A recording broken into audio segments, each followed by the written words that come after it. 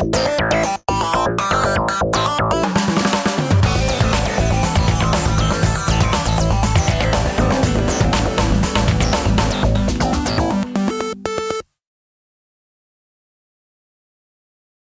of people have worked really hard to make happen. We had casting crew fly overnight. We changed production schedules. So before we bring them out, I would just like to ask that you help us keep the element of surprise for our fans in Hall H. Just wait until after our panel is done to do whatever you need to do on your social. And without further ado, we have the cast of X-Men Days of Future.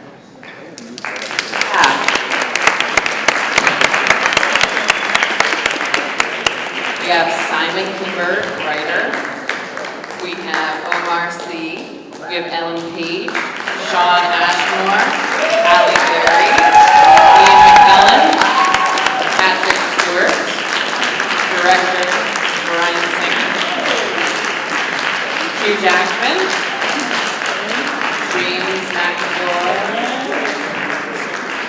There he is, James McAvoy.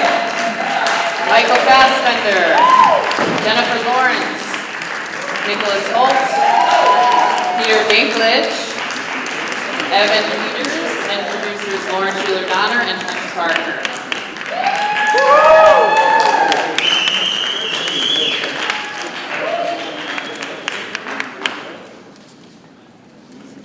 Let's wait this time. Let's get started. First question.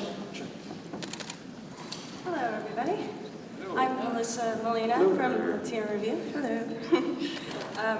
This question is for Mr. Singer and for the writer. What kind of challenges did you have to go through dealing with such a beloved story arc?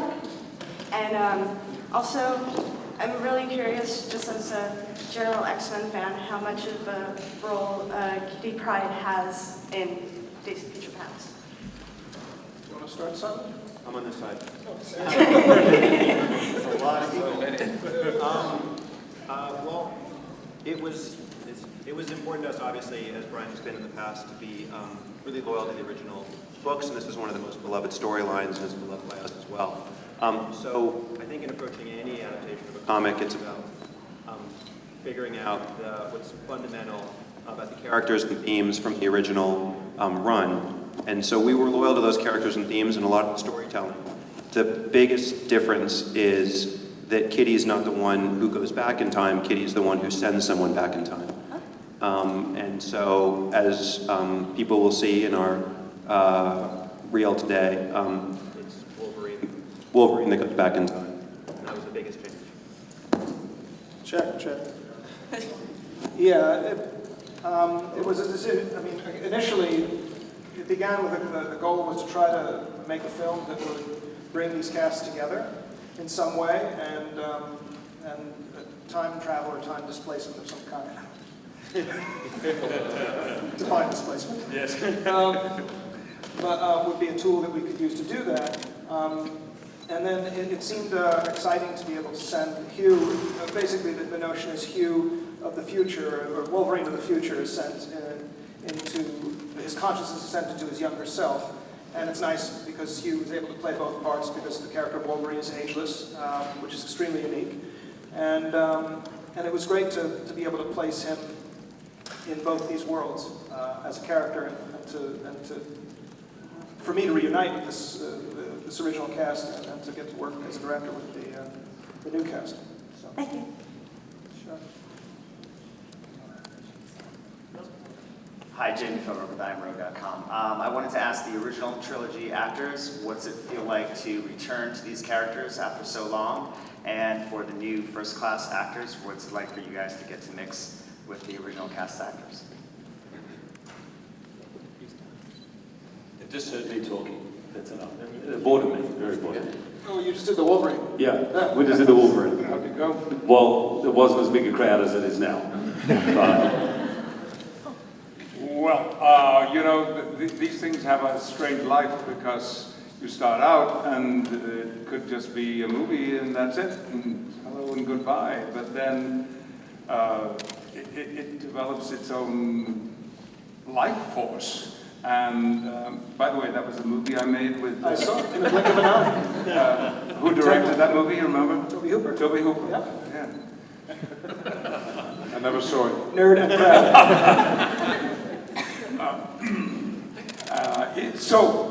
No, the best part about this movie has been for me knowing that at an earlier time in my life, I was James McAvoy. Thank you for saying that, Patrick. And if I have to grow up into being somebody, how cool is it to grow up to be Sir Patrick Stewart? Star of stage and screen. So it's a big kick getting to work with Patrick. I got to be in the same room as Ian and Hugh and Ellen and everybody, Sean and stuff, but I actually got to act with Patrick. And I've been a fan of this for years. So it was a real kick.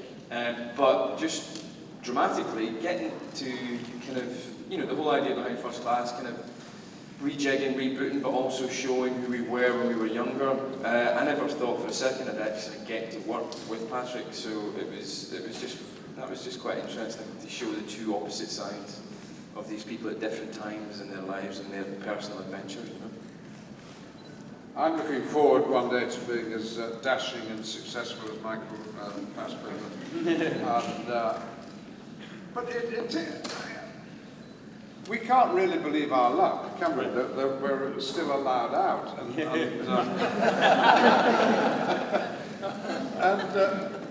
Also, playing a character over 2, 3, there's 4 films we've been in now? Or is it 4 films I've made with you, Brian? I'm never quite sure.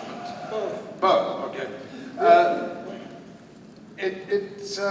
It's fun to go back to the character and realise that he's still lurking inside you. But these stories are so neat to be told. That's what I like about the X-Men. These aren't casual movies. These aren't summer vacation movies. They're classics. And to be allowed to be associated with them is a genuine honour, and it doesn't matter how little I have to do in the next one, Brian. I'll be ready and waiting. Here, me too. Here. And I think it's nice. I mean, we can, we all love the films, but what's nice for me is that in the first movie, we all became such good friends, and we really like each other, and we like being around each other. So to have a chance to do the work that we love, but to hang out with the people that we really admire, respect, and like to be around, for me, is the joy of coming back to do these movies. And the beauty is, because we are good friends, we pick up as if we just saw each other yesterday. And I was really happy to see everybody and meet the new cast, but hang out with my old friends that I really love a lot. Jennifer, you have a comment? I hate being black. Oh, sorry. This tastes really good. Sorry, really good. Oh, God, sorry. It's really the same as what everyone was saying. We became so close on First Class, and after I got the movie, I went and watched all of them, and am a recent but huge fan. And I never thought that I would even be able to meet some of the original cast, so it's really great. I'm sorry, I got so thrown by hitting myself in the face with the microphone that I can't even believe I managed to get an answer out. Sorry. It was cool when Nick and Jen walked on because she happened to do a fitting the day we were in the old hall. I built the old hallways from the X-Men 1, 2, and 3. It's the 4th time we built these old blue hallways. They're kind of iconic a little bit in the X-Men films now. So when it was really fun when they walked on the set, because they'd been in an X-Men movie, but not with those hallways or with Hugh as Wolverine. Yeah, there really wasn't a lot of familiar stuff. Yeah, you were standing in the hallway, and we were looking at one of your costumes, and then you were like, "Can I see Cerebro?" I was like, "Sure, I'll show you Cerebro." That's not a euphemism, by the way. She was Or already is it? cast. That's why. How about you, Alan? You have 2 cents to add on your experience working, Alan? Me?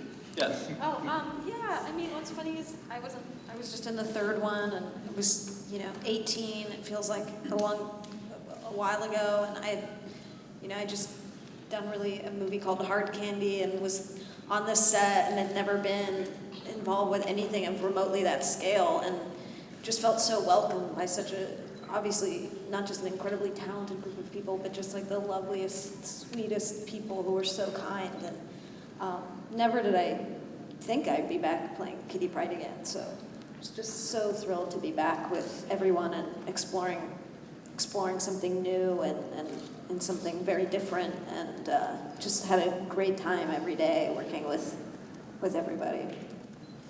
Okay, how about one more? Nicholas, you have any thoughts to add about the experience of working with the old cast? Yeah, no, it was what Bryan was saying. When we walked into those old corridors, and for the first time we were doing a scene, I looked over during a take and looked over and saw Hugh Jackman as Wolverine, and I sat down and panicked, and I was like, freaked out a little bit. Because those were films that I grew up watching. So it was fascinating, because yeah, the first class film, even though it was an X-Men movie, it didn't feel like the X-Men movies that I knew. So it's very exciting and nice to be back with everyone and to have some new friends. Don't look at me. I had a weird experience when I did Narnia. I walked into KNB, the prosthetics house in LA, to get my Mr. Tumnus stuff all sorted out, do head casts and all that. And in that room was like a massive lion, and it was Aslan. And I'd been a huge fan of these books growing up and all that kind of stuff. And I saw Aslan, and I went down into my knees, and I went, "My king," you know. And I've never really had that experience again in my career. But weirdly, with doing my first scenes with you guys, and Hugh and Patrick and Ian and all that, whilst I didn't go down to my knees at any point, if you know what I mean, it did feel a little bit like I was touching kind of like an icon here, do you know what I mean? It was the closest I've come to that. And I was touching their icons whilst I was on my knees.